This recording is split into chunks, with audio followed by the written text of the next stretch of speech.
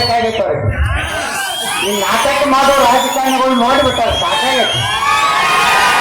ಯಪ್ಪ ನನ್ನ ಮಗ ಮುಖ್ಯಮಂತ್ರಿ ಆಗುದು, ಮಗ ನನ್ನ ಮೊಮ್ಮಗ ಮುಖ್ಯಮಂತ್ರಿ, ಏನು ಕಿತ್ತದಾವ ಏನಲ್ಲ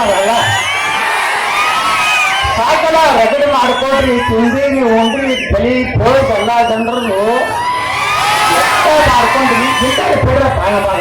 ನಮ್ಮ ಹುಡುಗರು ನೋಡು, ಕರ್ನಾಟಕ 3 ಲಕ್ಷ ಖಾಲಿ ಹುದ್ದೆ ಅದಾವು. 2,88,000 ಸರ್ಕಾರಿ ಹುದ್ದೆ ಖಾಲಿ ಅದಾವ. 1 ಲಕ್ಷ ಹುದ್ದೆ ನಿಗಮ ಮಂಡಳಿ ಖಾಲಿ ಅದಾವ. ಅದು ತುಂಬಲಿಕ್ಕೆ ತಯಾರಿಲ್ಲ. ಬರೀ ಹೆಣ್ಮಕ್ಳಿಗೆ 2,000 ಕೊಡ್ತೀನಿ, ಫ್ರೀ ಪಾಸ್ ಕೊಡ್ತೀನಿ. ಹೆಣ್ಮಕ್ಳು ಕೊಟ್ಟರು, ಗಂಡಸರ ಕಡೆ ಕಸ್ಕೊಂಡ್ರು. ನೋಡಿ ನಿನ್ನೆ ಯಾರು ಕೇಳಿದೆ, 56 ಪೈಸೆ ಕರೆಂಟ್ ಬಾತ್ ಹಚ್ಚಾರೆ. ನಿಮ್ದು ನಿಮಗೆ ಕೊಡ್ತಾರೆ, ನಿಮಗೆ ತಿಳಿಯಲಾಗೈತೆ.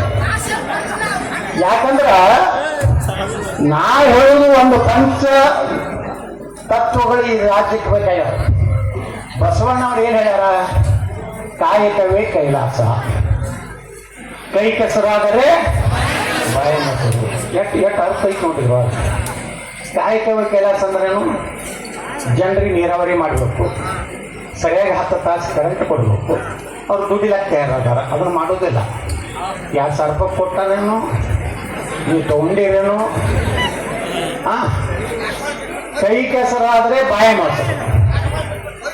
ದುಡಿದು ತಿಂದ್ರೆ ತಯಾರ ಬಸವಣ್ಣವ್ರು. ಪುಕ್ಷಟ್ ತಿನ್ಬಾರ್ದು, ದುಡಿದು ತಿಂದ್ರೆ. ದುಡಿಬೇಕಾದ್ರೆ ಏನ್ ಮಾಡ್ಬೇಕು? ಸರ್ಕಾರ ನೀರಾವರಿ ಯೋಜನೆಗಳನ್ನು ಮಾಡಬೇಕು. ಇವತ್ತು ಕೃಷ್ಣಾ ನದಿ ಮ್ಯಾಗ ಸುಮಾರು 10 ಲಕ್ಷ ಎಕರೆ ನೀರಾವರಿ ಆಗ್ತದೆ. ನಮ್ಮ ಮೊನ್ನೆ ಹೇಳಿದ ಮುಖ್ಯಮಂತ್ರಿ ಸಿದ್ದರಾಮಯ್ಯನವ್ರಿಗೆ, ನೀವು ಗ್ಯಾರಂಟಿ ಕೊಡ್ರಿ.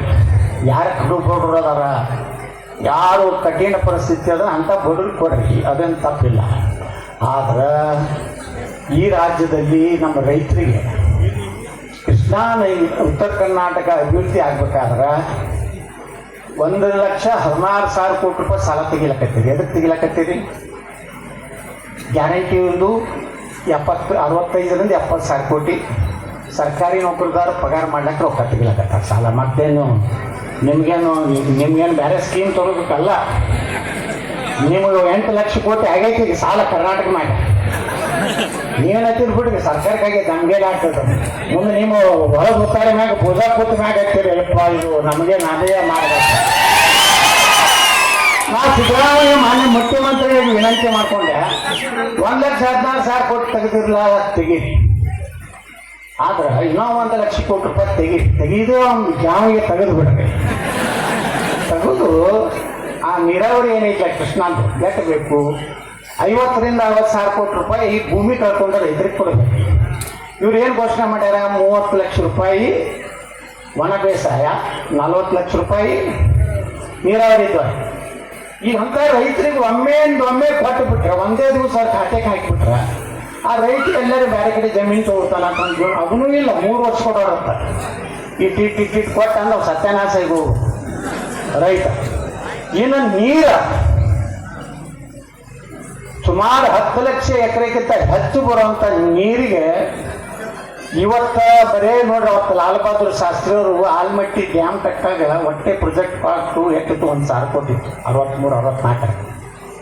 ಈಗಾಗಲೇ 1,5 ಲಕ್ಷ ಕೋಟಿ ರೂಪಾಯಿ ಖರ್ಚು ಮಾಡ್ಯಾರ. ಇನ್ನೂ 1,5 ಲಕ್ಷ ಕೋಟಿ ರೂಪಾಯಿ ಬೇಕು. ಇದು ಒಮ್ಮಿಂದ ಒಂದೇ ಜಟ್ ಪಟ್ಟು 1-2 ವರ್ಷನಾಗ ಮುಗಿಸ್ಬಿಟ್ರೆ ಎಲ್ಲ ನೀರಾವರಿ ಬರ್ತಂದ್ರೆ ರೈತರು ತಾವೇ ಅನುಕೂಲಿಸ್ತಾಗ್ತಾರೆ. ನಿಮ್ಗೆ ಯಾಕೆ ಗ್ಯಾರಂಟಿ? 10 ಕಿಲೋ ಅಕ್ಕಿ ಆ ಮಗ್ಗು ಬೇಕಾಗೈತಿ. ನಿಮಗೆ ಯಾವ ನಿಮ್ಗೆ ಹೇಳ್ಯಾನ? ಇದು ಬಿಟ್ಟು ಮರ ಮುತ್ತಾರೆ ಇದ್ದಿದ್ದು 25 ರೂಪಾಯಿ ಇದ್ದಿದ್ದು 100 ರೂಪಾಯಿ ಮಾಡ್ಯಾರ.